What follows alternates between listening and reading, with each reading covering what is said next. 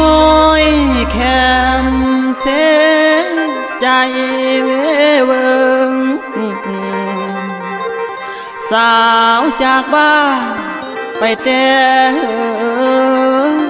เดี๋ยวนี้บอกกับตาหรือไปมีผู้บ่าวอยู่เมืองกรุงที่ใหญ่กวางลื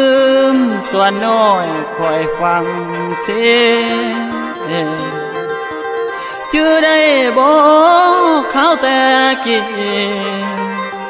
บุญปีใหม่ไปนำกันพอดลำบงสารวันที่แกงกู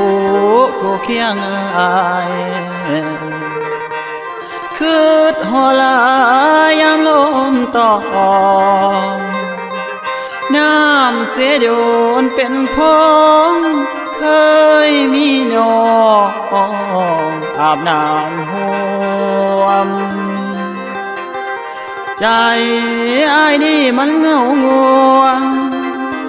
นางบอกกับโนตาวบานยานเป็นไข้แม่นป่วยโซโอ้โห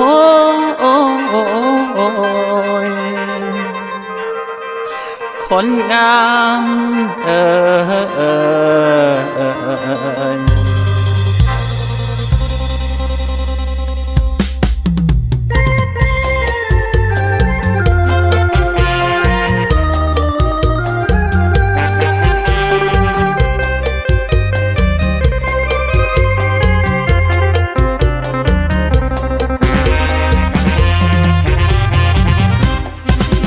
หลายปี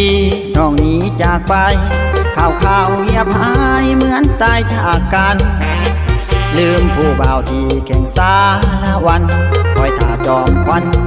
อยู่เมืองวาปีไปอยู่กรุงตึกสูงเพียงผ้าชื่อได้บ่ลาคำสัญญาเคยมีเดือนสามเพลงเคียงคู่คนดีไปเอาบุญเขาวัดน้องสองประคองใจคนเฮือนไก่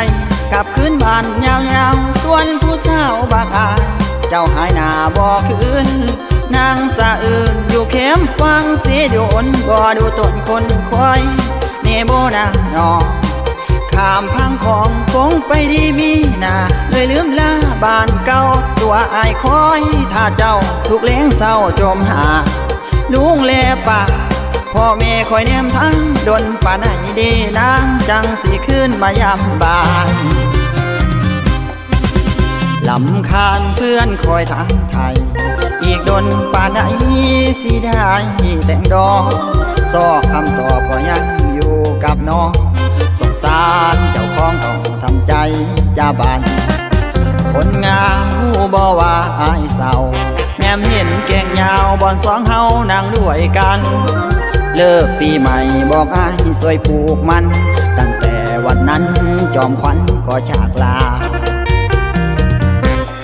ไปทางหน้าโมวสาแฟนเก่าเห็นนกเจ้าเจิดเจยตามแคมน้ำแห่งวังหาคืดพ่อนาคอยคำลุงแลงดวงตาเวียนสีแดงเคยนั่งแย่งนอกับนอเอาเสียงห้องเสียงล้ำส่งข่าวบอกผู้สาวบากอายให้คืนบ้านเก่าหลังทุกเมื่อครั้งคงหวังตัวคนดีบุญสูงเพื่อที่ว่าปีอ้ายแหงเอามัวมีน้อง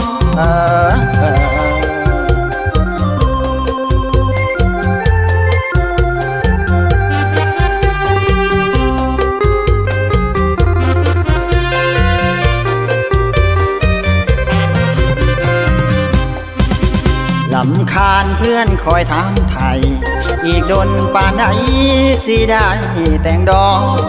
ซอกคำตอบก็ยังอยู่กับน้องสงสารเจ้าของต้องทำใจจาบานคนงามผู้บ่ว่าอายเศร้าแนมเห็นแกงยาวบอนสองเฮานั่งด้วยกันเลิกปีใหม่บอกอายสวยผูกมันตั้งแต่วันนั้นจอมขวัญก็จากลา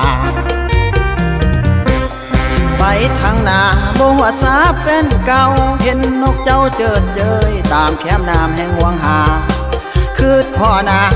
คอยคำลงแรงดวงตาเวียนสีแยงเคยนางแย่งนอกกับนองเอาเสียงห้อง